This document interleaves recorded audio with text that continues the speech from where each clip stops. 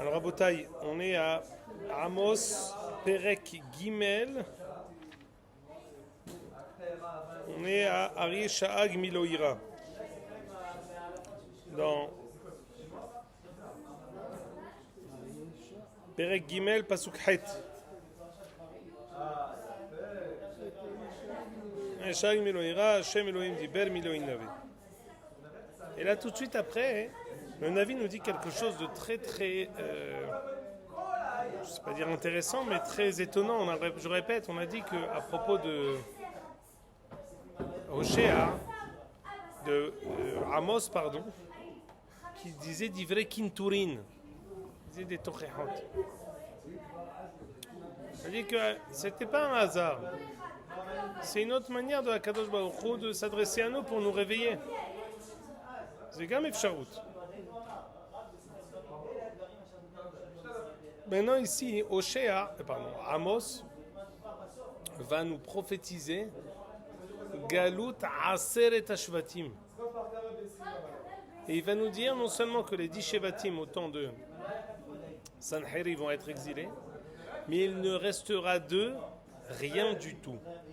Il dit il restera d'eux comme quand un berger il a perdu un animal parce qu'il a été déchiqueté par un lion, mais le berger il ramène un pied ou une main, pourquoi? Pour dire écoute, je te l'ai pas piqué, il a été déchiqueté par un lion, mais je te mène la patte pour te prouver que Tarov Toraf, dit le Navi.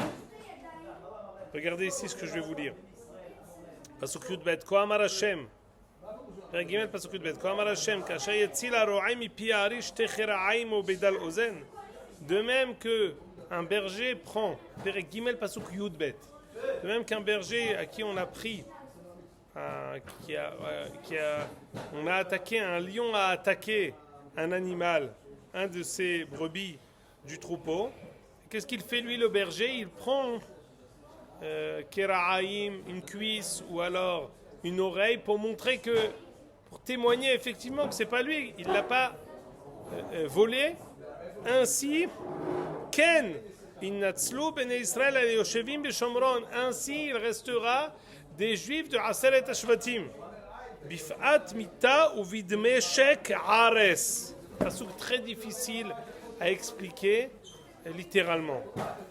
C'est ce qu'il restera des 10 Shevatim. Autrement dit, rien. Alors, qu'est-ce que ça veut dire?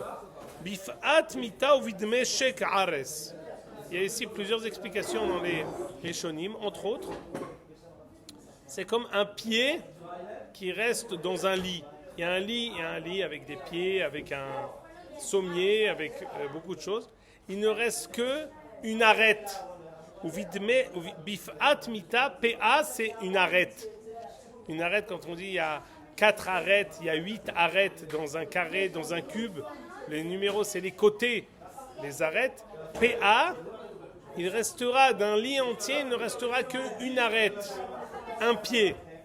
Ou vidmeshek ares, il s'agit ici de quelqu'un de malade qui se trouve dans son lit de mort, qui tellement il est malade de kiho veni'o, il salit tout son lit avec toutes les saletés qu'il peut avoir dans toutes ses voies respiratoires. C'est ce qui s'appelle des Meshek Ares. C'est ici la traduction que donne Metsudat David, Metsudat Sion. Dans Rashi, il nous fait référence ici à quelque chose de très intéressant. Il nous dit Omerani, Bif'at mita vid Meshek Ares, dit Rashi, une ligne après le début, Omerani chez Pitaron Atargum, les filles chez Bimei Yehoyahaz ben Yehu Ktiv qui ibeda melech Moab, au temps de Yehoyahaz ben Yehu, le pasuk va dire que le roi de Aram a perdu, a battu Am Israël, et Yerovam ben Beno, et Yerovam le petit-fils de Yehoyahaz, Hoshiam ben Miktzat, il les a sauvés un peu, c'est-à-dire qu'ils étaient Am Israël au temps de Yerovam, pas Yerovam ben Nevat, Yerovam ben Yoash. Yerovam ben Yoash, il est parmi les derniers rois à la fin. Il n'est pas vers Yerovam ben Nevat, le premier roi d'Israël. Vers la fin de la dynastie Qu'il n'en ait pas une d'ailleurs, puisque les rois d'Israël, c'est pas une royauté qui est héréditaire. Et au temps de Yarovam ben Yoash, il y a eu une sorte de gain, une sorte de comment dire, de réveil.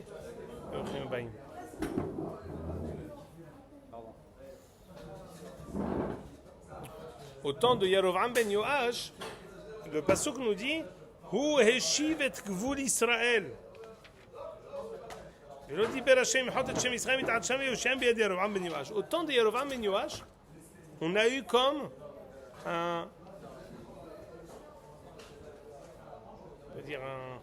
comme un réveil, c'est comme quand quelqu'un est en décadence, il a perdu connaissance, subitement il se réveille et il parle. On dit, on a été perdu par les Umot HaOlam, par Malchut Israël est parti en décadence. Il y a eu un moment où on a eu une sorte de réveil, au temps de Yarovam ben Yoash. Ça ressemble à justement, on nous prophétise par Amos qu'on va être perdu. Malchut Israël va être perdu. Aseret HaShvatim vont être exilés. Et ils ne reviendront pas. Premier pirouche. Deuxième pirouche, non. Il s'agit ici pas, vous comprenez? Il y a ici une image qui est donnée par le prophète. Am Israël de Malchut Israël de Shomron ressembleront à un berger qui sort une cuisse de la bouche du lion. C'est-à-dire quoi une cuisse de la bouche du lion? Est-ce que c'est quelque chose qui est ridicule, qui est négligeable? Et ça fait référence à Seret HaShvatim qui vont être exilés et qui ne reviendront jamais. Premier pirouche. Deuxième pirouche, non, ça fait référence à un événement bien précis. Que Am Israël, au temps de Yehou et au-delà, ils vont perdre toute leur guerre contre Aram. Et à un moment, avant l'exil de Sanherib, on va avoir comme un sursaut, comme un réveil. Au temps de Yarovam ben Yoash, HaKadosh Baruch Hu va faire quelque chose d'impensable. Il va nous faire récupérer toutes les terres qu'on a perdues. Et Yarovam ben Yoash va nous redonner et va nous ramener aux frontières qui sont des frontières du grand Israël, avant que toutes les personnes nous aient confisqué certaines terres. Quand on dit qu'il y aura pour Am Israël comme une cuisse qui sera tirée de la bouche du lion, ça veut dire qu'on va réussir à relancer la machine à un moment, au temps de Yarovam ben Yoash. Voilà les deux pirouchés. Maintenant, par rapport à cette...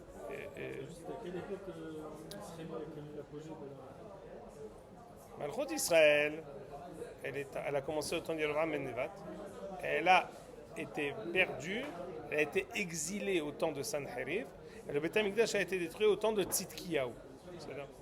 Maintenant, il y a eu un premier point de chute au temps de Sanherib qui a exilé les 10 Shevatim, qui ne reviendront jamais. Premier pirouge du Passo. Et il y a eu un autre moment où on a été battu par Aram, au temps du fils de Ahaz ben Yehou. Aram nous ont pris des terres, nous ont conquis des parcelles de terre, ont poussé la frontière à l'intérieur d'Israël. Et au temps de Yarovam ben Yoash, on va récupérer cette parcelle de terre comme si on a eu une sorte de réanimation, on va se relancer. Non, ici c'est... Le maximum du royaume d'Israël, c'est l'époque de Yehou. Non, on va dire que le maximum... Dans quel sens? Il y a eu beaucoup de choses au temps de Malchut Israël. Il y a eu autant de Ahav, il y a eu beaucoup de choses. Mais on a commencé à perdre nos guerres. Au temps de Yehoahaz ben Yehou, on a commencé à perdre. Au temps de Yehoram ben Ahav et de Yehoshaphat Melech Yehuda, avec Elisha, on gagnait encore les guerres contre Aram, par miracle. Après, Yehou est arrivé et il va prendre la place du roi qui précédait. Il va tuer la descendance de Ahav, et il va sacrer un roi de Aram, et à ce moment-là, Aram va nous battre. Et c'est qu'au temps de Yarovam ben Yoash qu'on va réussir à reprendre le dessus. Maintenant, ça c'est quelque chose que j'étais très content d'avoir trouvé et qu'on l'étudie aujourd'hui, avant Rosh Hashanah. On va dire ici quelque chose d'extraordinaire. C'est du Sefer Tomer Déborah. Je m'excuse, j'ai fait que 4 pages, donc quelqu'un devra suivre avec son camarade.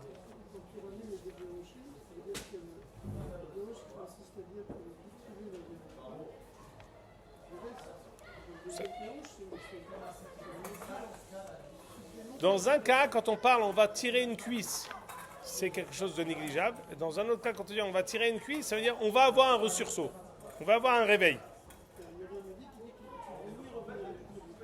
En tout cas, on ne siège pas sur la question, puisqu'on a placé cette névoie à une période antérieure. On a écouté bien. Vous connaissez tous le pirouge de Rabbi Moshe Cordovero qu'on a l'habitude d'étudier en Elul. Et c'est très important parce que, sachez, on a dit plusieurs fois qu'il y a 4 Nevi'im qui ont prophétisé au même moment. Hoshea, Amos, Ishaïa et Micha. Hoshea, Shuva Israël. Miel Kamocha Nossi Avon Ve'over al Pesha. C'est quel livre? Micha, Hazakuba or Monsieur Alimi. On voit que tout ça, c'est autour du même Tzirzman. C'est sur la même ligne de crête, ligne de temps. Et on va voir ici que Micha et Amos vont prophétiser de la même chose. Ils vont faire ici une mida extraordinaire. Écoutez bien. Dans les Yud Gimel Midot, on sait que les Yud Gimel Midot, elles sont parallèles au Hashem, Hashem, El Rahom, Ve'Hamdoun. Ici, on dit que la 5e Midda, c'est Loehezik La'ad Apo. Vous l'avez devant les yeux? Loehezik La'ad Apo. Ça veut dire quoi? La traduction littérale de Loehezik La'ad Apo, c'est qu'Akadosh Baruch Hu n'est pas en colère à jamais. Ça veut dire quoi? Ça veut dire que, comme s'il y en a qui peuvent rester disputés, à vie. Pardon? Il reste Berogez à vie. C'est un peu la mida de Esav, Evratam Shamran Netzah. Ils sont rancuniers à mort. Rancunier à mort, ça va aussi dans le même sens. Quelqu'un il reste disputé. Quand on prend quelqu'un reste disputé à vie, parce qu'il est rancunier de ce que tu m'as fait. Alors je reste rancunier. Ça c'est la mida d'Egoïm. Il a une mida extraordinaire qui dit Loé Hezik La'ad Apo. Kadosh Baruch Hu ne tient pas rigueur à jamais. Mais j'ai une question à vous poser. Ouri, écoute bien. Mais si j'ai pas de raison de faire la paix, pourquoi tu veux que je fasse la paix? Quand quelqu'un, je sais pourquoi je suis disputé, parce qu'il a fait X, Y et Z. Mais si tu reviens pas sur ce que tu as fait, pourquoi tu veux que je me réconcilie avec toi? C'est légitime. Hidouche. Même si on ne fait pas Teshuvah, même si on continue à faire Avodah Zara, même s'il n'y a pas de raison à nous récompenser, Akadosh Baruch Hu ne garde pas rigueur à jamais et il nous donne un réveil, un sursaut, une ahya'a et il nous donne un nouveau souffle. Écoutez bien avec moi maintenant. Lo hazik la'adapo.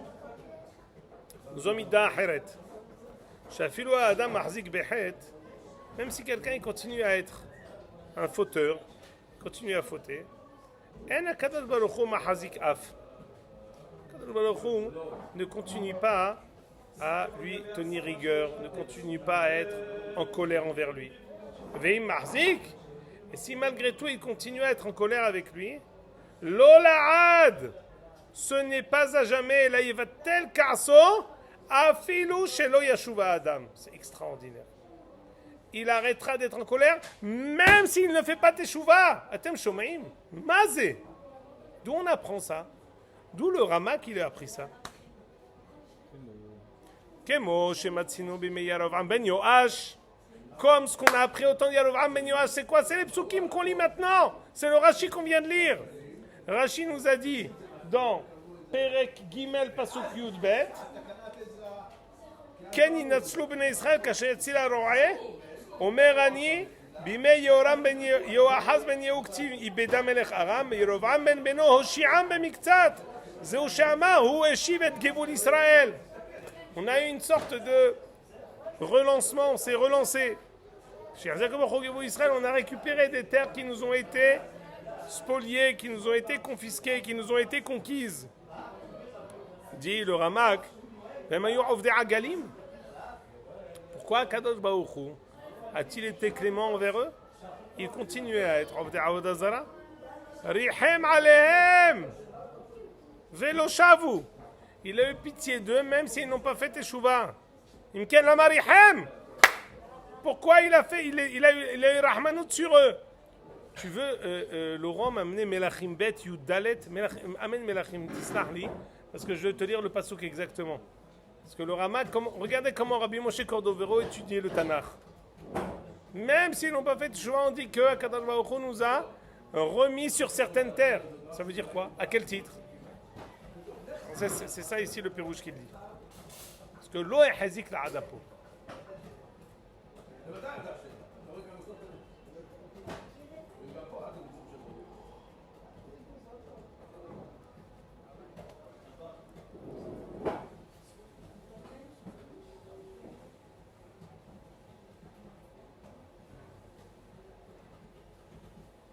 Toda Rabba, pardon. C'est Melachim Bet, Perek Yud Dalet, Pasuk Kaf Vav.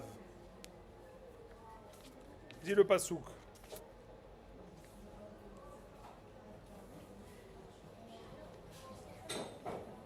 Écoutez bien, c'est terrible. Bishnat Hameshes Shana le Amatzia, Malach Yerovam ben Yoash Melech Israël, 41 Shana. Du temps de Amatzia, Melech Yehuda, a régné Yerovam ben Yoash en Shomron, en Samarie, 41 ans. Vayasara be'ayne Hashem.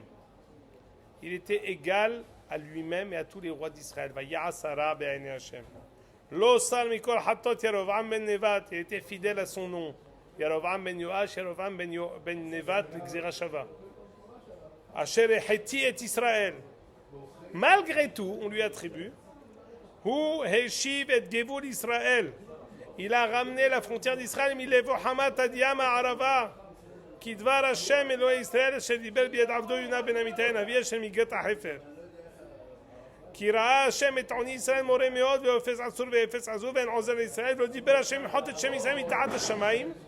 הקדוש ברוך הוא a malgré tout remis la frontière là où elle était parce que הקדוש ברוך הוא ne voulait pas effacer le nom d'Israël ויושיעם ביד ירבעם בן יואש. Même s'il était pas gentil, il lui a donné la possibilité de délivrer Am Israël.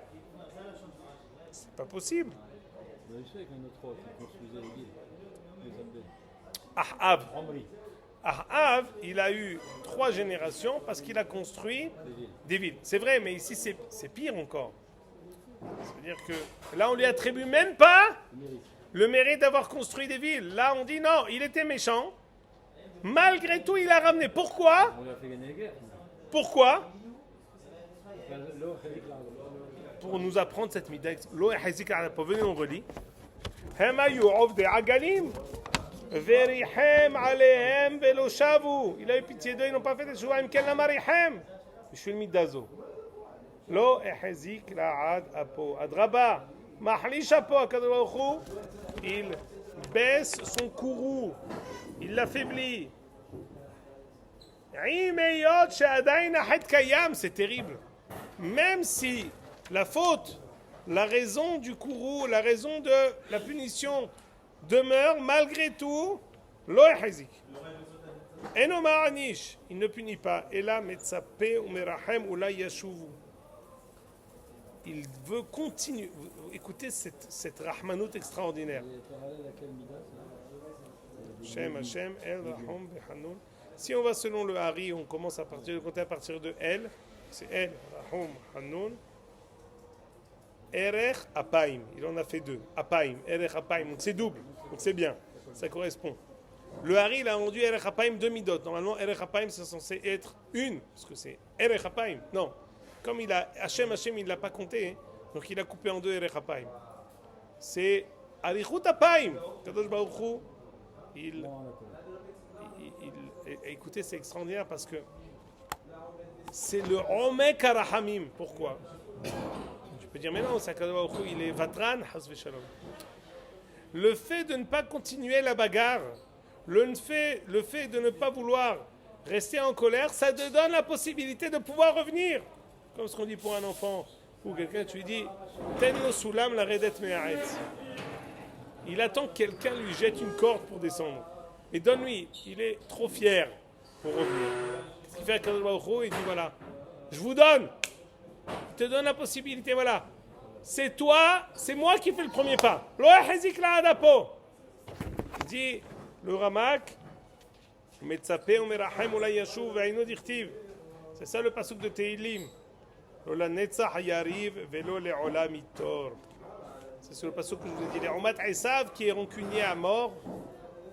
Akadosh Baruch Hu ne se disputera pas à jamais et ne gardera pas de rancune perpétuellement. Et là, Akadosh Baruch Hu mitnaeg berakut uvkashut hakol et tovat Israël. Il fait les deux en même temps. Il fait une fois le bâton et une fois il grange le bâton. Écoutez maintenant la maskana du Ramak. Pezo midda reuya le'adam leitnaeg ba'im havero. Et c'est ainsi, donc on a expliqué ça chez Akadosh Baruch Hu, on a amené la Reaya. On a dit le Ramak, chacun doit se comporter comme ça. Même s'il est dans son bon droit. Et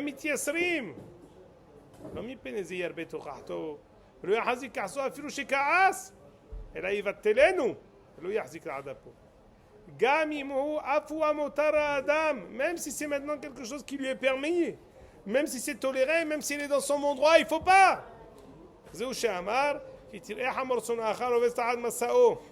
Tu vois l'âne de ton ennemi, mais quel ennemi, dit la Gemara? On n'a pas le droit d'avoir un ennemi. Il dit non, c'est un ennemi toléré. Pourquoi? Parce qu'il n'est pas bécédère. Il ne fait pas les mitzvot. Malgré tout,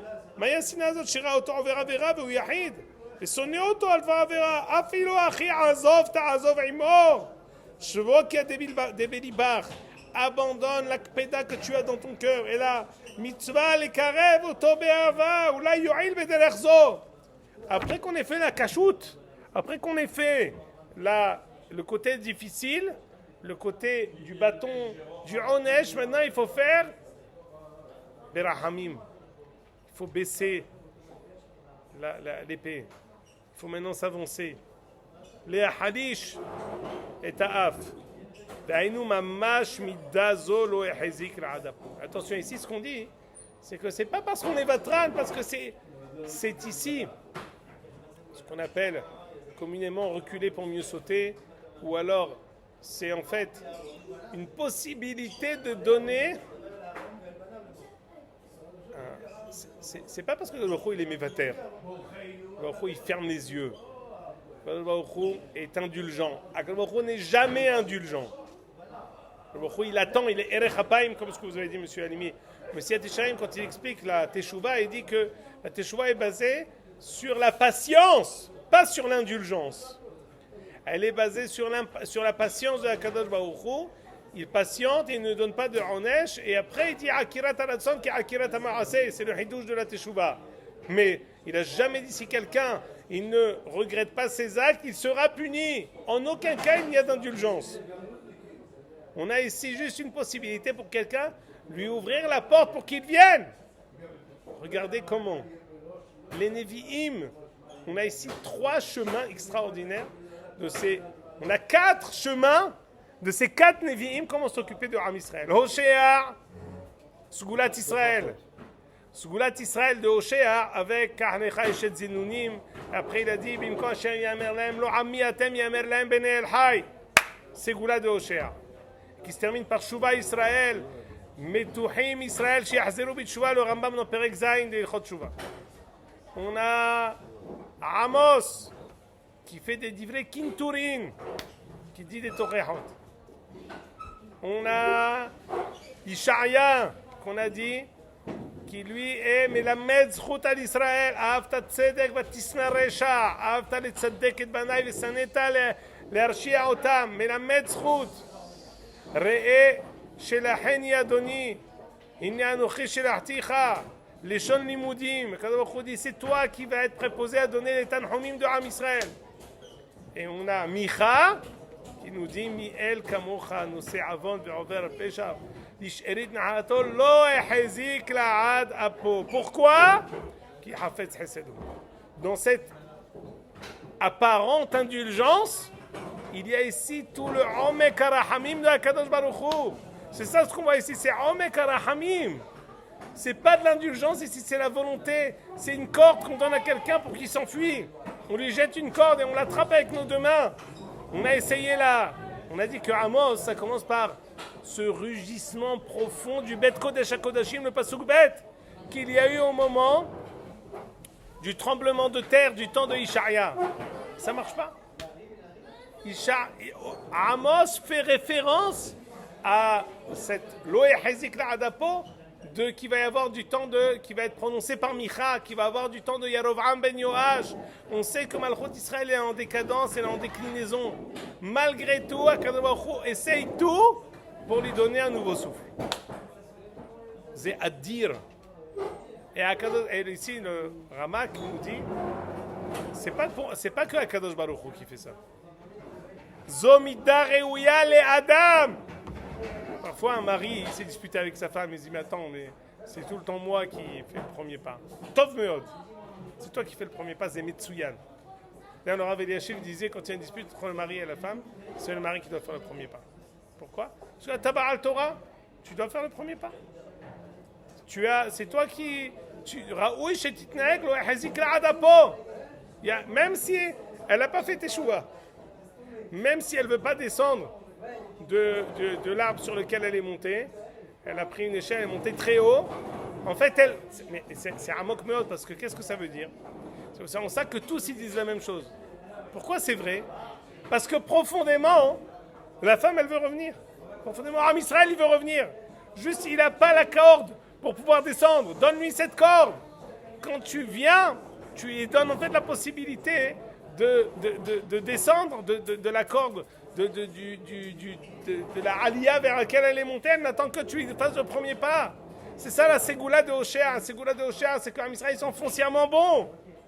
Et on veut le tov. On ne veut pas le onesh. Alors comment tu vas réussir à maintenant, la ségoula, c'est quelque chose qui responsabilise. Tu es tellement bon, alors montre-le. Tu ne le montres pas, tu vas être puni. Amos.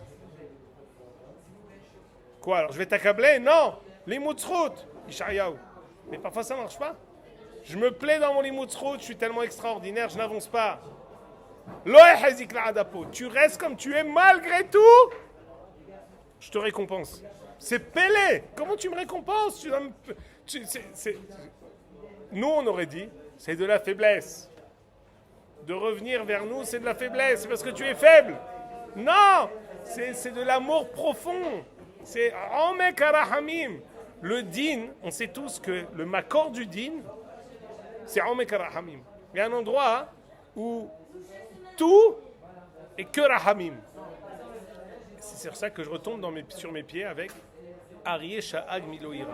Le lion, c'est le Hesed et le din en même temps. C'est le Hesed parce que c'est absolu. Mais c'est le din parce que c'est un rugissement. C'est Omek Arahamim, c'est le lion. Le lion, c'est un peu le remède que je vous ai dit la semaine dernière. Aryeh, c'est Elul, Rosh Hashanah, Yom Kippour et Hosha'ana Rabbah. C'est Aryeh. C'est tout le ta'alir de Semolo Tahat le Roshi, Vimino Tehabekeni. La gauche, c'est le din. Vimino Tehabekeni, c'est le Rahamim du Yamin. On commence par la gauche et on termine par un enlacement. Ça veut dire quoi? Cet enlacement, il ne fait que montrer que le din qui était au début, le makor de ce din, c'était le Rahamim Gedolim. C'est Omek Arahamim. Omek Arahamim, ils apparaissent parfois aussi avec le din. Mais le Yesod, exactement, c'est le Vimut Habekani de Souka, ça c'est l'enlacement. Pour arriver au summum, c'est quoi le summum? Je vous dis ça, une héara extraordinaire. Parce que je crois qu'on ne se verra pas jusqu'à Simchat Torah. Alors je vous donne cette héara Adira du Rav Taou. On tourne à Hosha'ana Rabbah, on tourne Sukkot autour de la Tiba avec le Sefer Torah. C'est bien? On encercle le Sefer Torah. On danse autour de la Torah. À Simchat Torah, Behemet, aujourd'hui on a l'habitude de mettre un Sefer sur la Teva, mais Behemet, on tourne avec la Torah autour de la Teva. Mais il faut Aujourd'hui, les Haronim ont dit, mais un Sefer Torah. Mais c'est fondamentalement, on tournait autour sans Sefer Torah normalement. Il n'y a pas de Sefer Torah. Les Ashkenazim, ils tournent sans Sefer Torah sur la Teva. Nous, même si on en met, c'est possible. Mais Behemet, on tourne avec le Sefer. Chose qui n'est pas vraie à Sukkot. À Sukkot, on tourne autour du Sefer. Ça, c'est évident. Et à Simchat Torah, on tourne autour de la Teva sans Sefer. Mazé. Dis-le à Ari Kadosh. Et le Rav Taou nous dit, la Teva, c'est Knesset Israël. C'est quoi Simchat Torah et Shmini Atzeret? C'est la fête qui naît, Kadosh Baruch Hu qui dit Atzeret Yelachem Akevu Aimi. On était avec tout le monde. Maintenant, je veux me retrouver qu'avec vous. Comme ce que dit le Ramar Mipano, que la fête la plus haute de toutes les fêtes, c'est Shmini Atzeret. Pourquoi? Parce qu'on fête le choix de Kadosh Baruch Hu autour de Am Israël. Et c'est à contrario de Shavuot, où Am Israël reçoit la Torah. À Simchat Torah, c'est la Torah qui reçoit Am Israël. C'est la Torah qui danse avec Israël. C'est pas Israël qui danse avec la Torah. La Torah et Israël font un seul et même corps. Knesset Israël, c'est elle qui est au centre. C'est la Torah qui tourne autour de Am Israël. Knesset Israël, c'est la Teva. Ça, c'est le summum. C'est quoi? C'est en fait la Torah. Mimino eshdatlam ou la Torah. Mipi Gvura, eh bien, elle fait un seul et même corps avec Am Israël. Quand on est au summum, mitbarer que le small du début, il arrive à la fin pour être le yamin elyon. Bizroa uzo, bimin uzo, tiferet uzo. C'est Am Israël. Et ça, on ne peut le comprendre qu'avec... C'est pas par hasard. Pourquoi il y a 4 prophètes? Pourquoi il a qu'à mettre un seul préposé? Il lui dit les 4 choses en même temps. Pourquoi il y a 4 prophètes? Non. On a besoin des 4 couleurs simultanées. Si je dis les 4 chez la même personne, ben j'ai rien du tout. Il faut qu'il y en ait un qui fasse les Tochehaut. Il faut qu'il y en ait un qui dise Koulat Israël. Il faut qu'il y en ait un qui dise Limut Zchut. Et il faut qu'il y en ait un qui dise Mi'el Kamocha Noseh Avon V'al Beshal Lo Yahazik La'adapo. On a besoin des 4 simultanés pour pouvoir essayer de relancer Am Israël. On n'a pas réussi, mais c'est pour nous une voile et d'orote pour aujourd'hui.